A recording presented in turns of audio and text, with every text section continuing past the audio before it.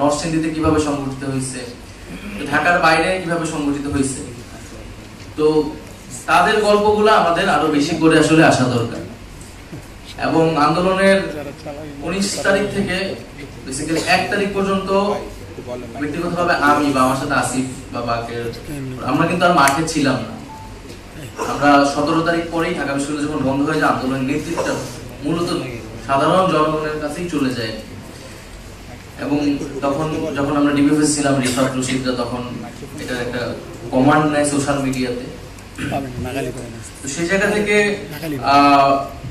তখন মাঠের যে মূল যুদ্ধ অবস্থা যেটা তৈরি হয়েছিল, যেখানে আসলে সবাই যখন শহীদ হওয়া শুরু করলো, মানুষজন আহত হওয়া শুরু করলো, তো ওই সময়টা কিন্তু আমরা ছিলাম, আমি গুম হয়েছি, হাসপাতালে ছিলাম, তারপর ডিবি অফিসে, তারপর সেখান থেকে বের হয়ে আসি। তো আন্দোলনে আমি খুব বিচ্ছিন্নভাবে আসলে কথা বলতেছি, ধারাবাহিকতা রাখতেছি না। আমাদের একটা জিনিস ইয়ে ছিল যে আন্দোলনের স্বতঃস্ফূর্ততা রাখতে হবে, মানুষকে পার্টিসিপেট করতে দিতে হবে, মানুষও যাতে ডিসিশন নিতে পারে এই আন্দোলনে যে সে কিভাবে কর্মসূচিটা করবে। এবং মানুষের যেটা জনমত এবং জনমত বোঝার জন্য আমাদের তখন সোশ্যাল মিডিয়া ছিল, সেই অনুযায়ী আমাদের কর্মসূচিটা নিতে হবে। আমরা ফ্যাসিলিটেট করবো বেসিক্যালি আন্দোলনটা, বা কোঅর্ডিনেটর, এই শব্দটা সেখান থেকে আসছে।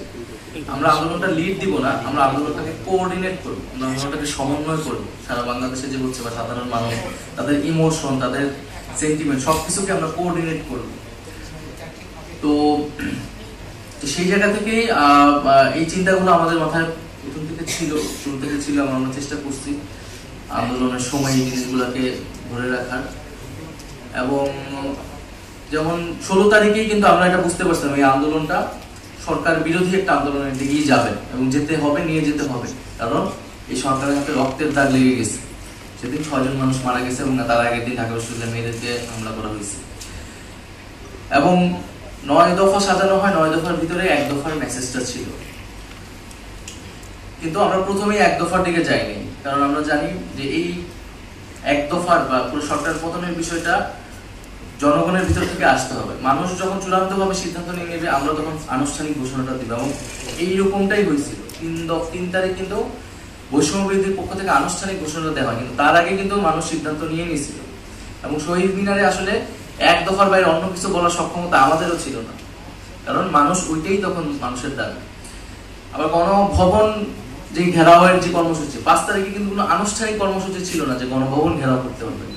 5 তারিখ কর্মসূচি ছিল লং মার্চ টু ঢাকা, ঢাকায় আসতে হবে। ঢাকায় এসে মানুষ কি করবে, এটা মানুষ সিদ্ধান্ত নেবে। তো মানুষকে সেই সিদ্ধান্ত নেওয়ার জায়গাটা দিতে হবে আন্দোলনের ভিতরে। তো